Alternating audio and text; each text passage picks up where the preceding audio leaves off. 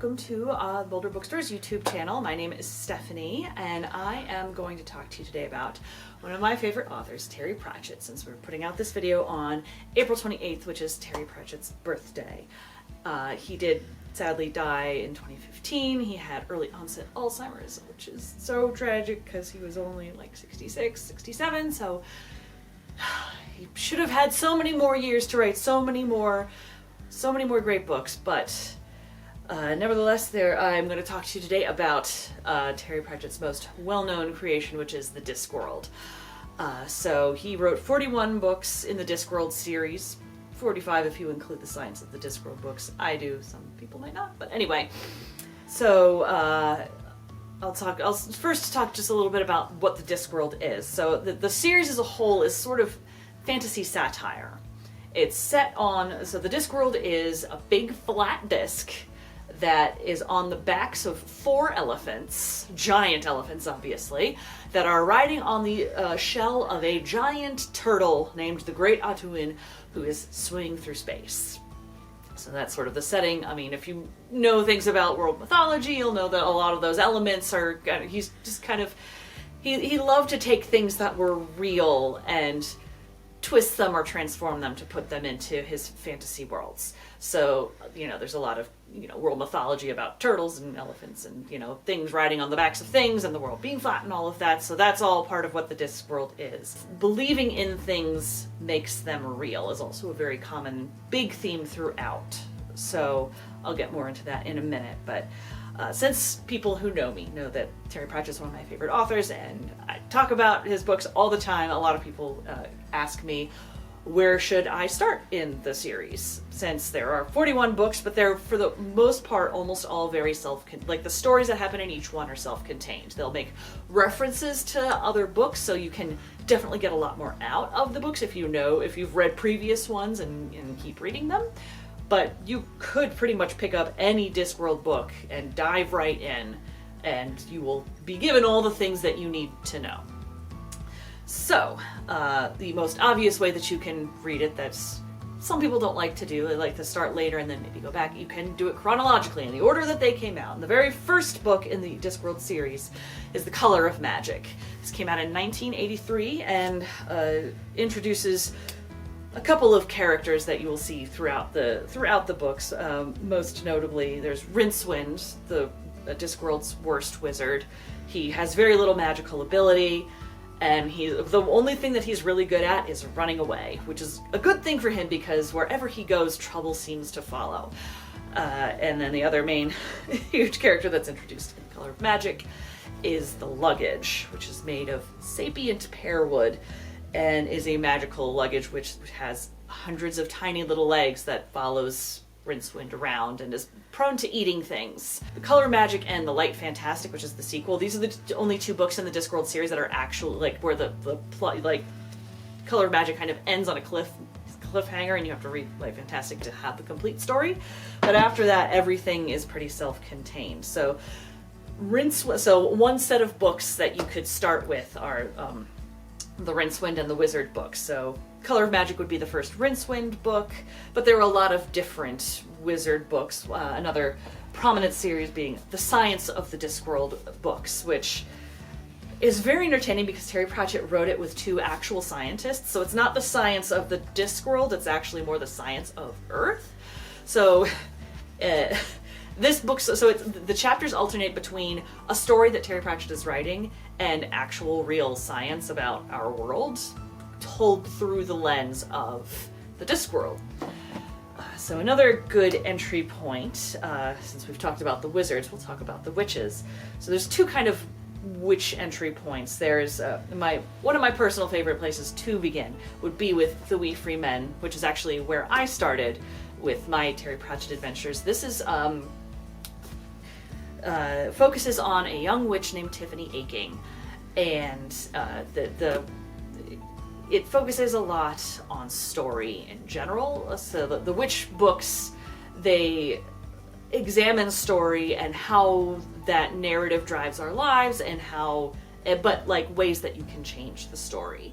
So Tiffany Aching begins her story basically by, there's She lives in the chalk, and it's a lush green country. There's lots of sheep, and the Baron's son goes missing, and nobody can find him. And so the village decides they're going to blame the old woman who lives by herself and doesn't have any teeth and just lives with her old cat and has books full of star charts. And they decide it's her fault. She's the witch. She made the Baron's son disappear. So they toss her out of her house. They stone her cat to death. They burn her house down. And eventually the woman who no longer has a home, and when winter comes, she dies. And Tiffany is 8 years old when this happens, and she is furious because this woman was killed because of a story. And so she decides then and there, after burying this old woman and burying the cat, that she is going to be a witch, and she's going to change the story. And that's where that goes from there. Equal Rights is in many ways the first of the witch books, although Weird Sisters would be a decent place to start as well.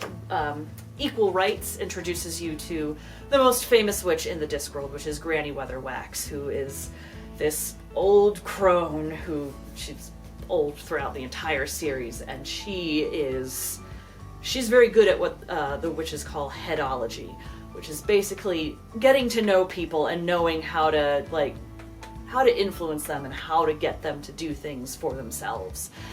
And so Equal Rights basically starts, it's a kind of a combination of witches and wizards actually in Equal Rights, because there was a girl who was born, but she was supposed to, they were hoping she was going to be the 8th or the 7th son of a 7th son, but it turned out to be a girl. So they'd already had the wizard staff ready for her to go, so basically the story is about Granny Weatherwax sort of mentoring the first female wizard at Unseen University. And the witches are fantastic. So there's the witches. Okay, so another good starting point is the Watch books. Guards being the first in the Watch series. So in the city of Ankh-Morpork, it's basically the story of the police force. So the Watch books are sort of police procedurals, murder mysteries.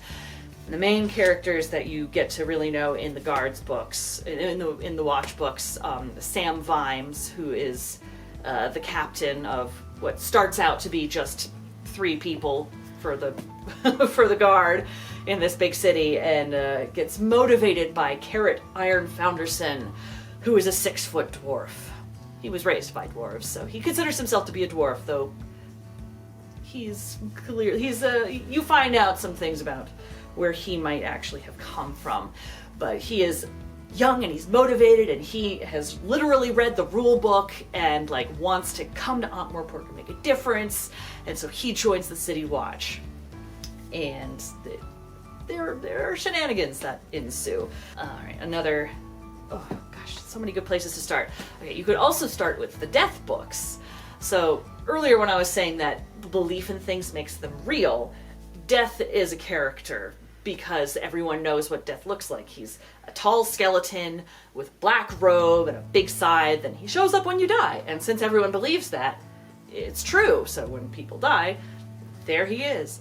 But, he's been doing this for a really long time, and he's kind of become obsessed with humanity, and he just really thinks it's fascinating. So he's got, his house, which is sort of outside of space and time, and he's got this beautiful garden, but everything in the garden is black. And, he's got, he's tried to make bathrooms and bedrooms, but it's just he doesn't really, he's never been alive, so he doesn't really understand. And so Mort basically starts with Death deciding that he's going to take on an apprentice whose name is Mort. And Mort trying to learn the ropes of what it takes to be Death. But, Mort's actually been a living person, so he doesn't see things quite the same way and doesn't quite understand that, when someone's time to die comes, they've got to go, and shenanigans ensue. But Death has a whole series of books that includes his granddaughter, which you have to read the books to find out more about that. But they're very fun, and Death is a really lovable character. Alright, the semi-final set of series is Moist von Lipwig. Going Postal is the first in this series. Moist is, he's a con man and a criminal. And the Going Postal starts with him. He has been caught. He is going to the gallows. He is hanged. But he lives because Lord Vetinari decided that this guy could be really useful, and our postal system is not going well, and we need someone to fix it. And he's decided that he is going to offer a lifeline to Moist Fun Lipwig, and basically tells him, you are going to fix the postal service, or we're going to correct the mistake that was made when you weren't properly hung. So there are a couple other outside series. There's like more individual books that are kind of referred to as like the culture books. So another of my favorite places that I often recommend to people to start with is Small Gods. So again, going back to the idea that belief in things makes them real, gods work that way too. So, you know, enough people believe in a particular god, like Anoia, the god of things stuck in drawers, and, you know, you rattle it around and she'll appear and fix your drawer if she feels like it. You know, she used to have some other, I think she used to be a god of volcanoes, but they stopped praying to volcanoes, so she had to find a new job. And so basically, Small Gods starts with Brutha, who's a very simple man, but he has strong belief. And he is a priest in the Omnian sect, which is one of the big religions. Maybe looks a little bit like Catholicism. But the god Om, who is the primary god of the Omnians, likes to come in every now and then and see how things are going. So he decides he's going to come in, he's going to see how things are going on the Discworld. But it turns out that the Church of the Omnians has become so heavily entrenched in the practices and the rituals and that sort of stuff, that it turns out that Brutha is actually the only one who actually still believes in Om. So when he comes back, he's not very powerful. In fact, he's just this little turtle. So, but Om is very determined that he's not going to end up as a small god, which is like the ones who used to be mighty and powerful, but people stopped believing in them, so they lost power, and now they kind of wander the desert trying to latch onto someone to try and make someone believe in them. And he is not going there, so he is latching onto Brutha, and he is gonna make Brutha convince everyone else to really believe in Om again. Other fun places to start if you really like movies.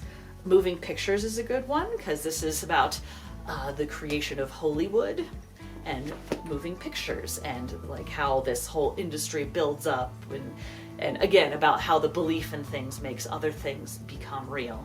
And this features one of my favorite characters in the Discworld, being Gaspo the talking dog. If you like, you know, hard rock music, soul music is a good place to go. This is actually a book in the Death series, and it features music with rocks in, and an awesome band starting, and also features Susan being the granddaughter of Death.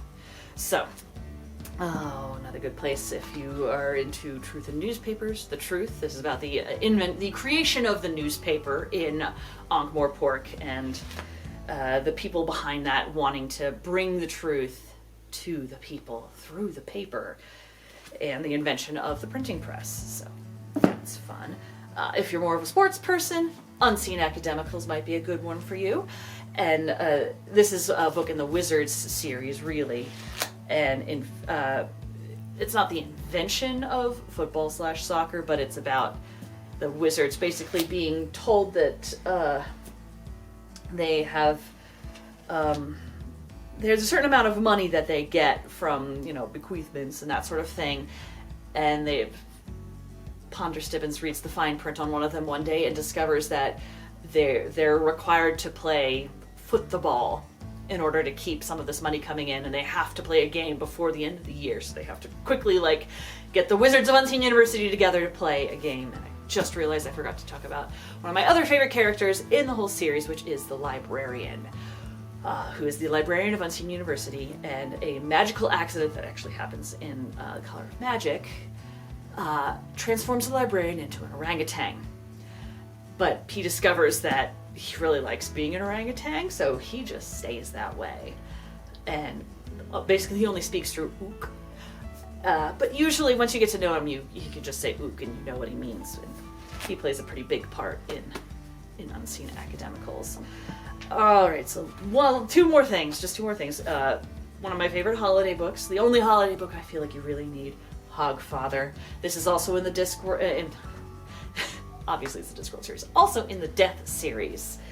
And again, about belief, you know, the Hogfather being, as you can see from the cover, basically Santa Claus, except that he has hogs that pull his sleigh, and he's referred to as the Hogfather, and Hogs Watch Night is basically Christmas. And someone has killed the Hogfather. And Death is the only one who can figure it out. So Death goes on the hunt to figure out what happened to the Hogfather and try to make things right again. Alright, so last thing, I swear, that I'm going to talk about, because obviously I can go on and on about the Discworld because there's so many great things, but many people, I think, are familiar with Good Omens, which Terry Pratchett wrote with his good friend Neil Gaiman in 1990. I mention this because Death is in Good Omens, and it is the Death from the Discworld, which is, he speaks in all caps.